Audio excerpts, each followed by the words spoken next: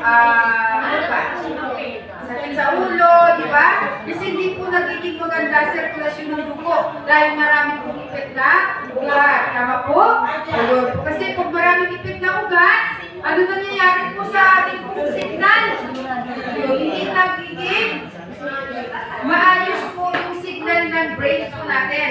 Kasi po, ipit ang ugat, yung dugo po, at yung mga pakiramdam, kuryente, hindi po nagiging maganda. Yung lalo papunta dito sa brain po natin. Kaya po, doon na tayo tama ba?